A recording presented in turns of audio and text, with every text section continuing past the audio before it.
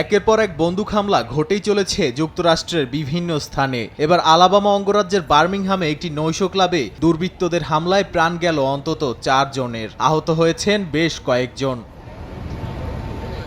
Police জানায়, স্থানীয় সময় শনিবার রাত 11টার দিকে ফোনে গোলাগুলির খবর পেয়ে সদস্যরা ঘটনাস্থলে পৌঁছায়। পরে সেখান থেকে উদ্ধার হয় 2 পুরুষ ও 1 নারীর মরদেহ। হাসপাতালে নেয়ার পর চিকিৎসাধীন অবস্থায় মারা যান আরেকজন। বার্মিংহাম ফায়ার সার্ভিসের কর্মীরা ঘটনাস্থল থেকে 8 জনকে হাসপাতালে নিয়ে যায়। তাদের মধ্যে 4 জনের অবস্থাই ছিল আশঙ্কাজনক।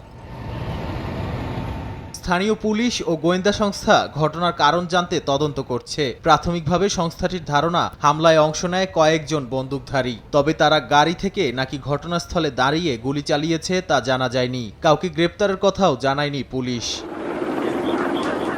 যুক্তরাষ্ট্রে বন্দুক হামলার তথ্য সংরক্ষণের আর্কাইভ থেকে জানা যায়, চলতি বছর 400-র বেশি হামলার ঘটনা ঘটেছে বিভিন্ন অঙ্গরাজ্যে। এতে প্রাণ গেছে 12,416 জনের।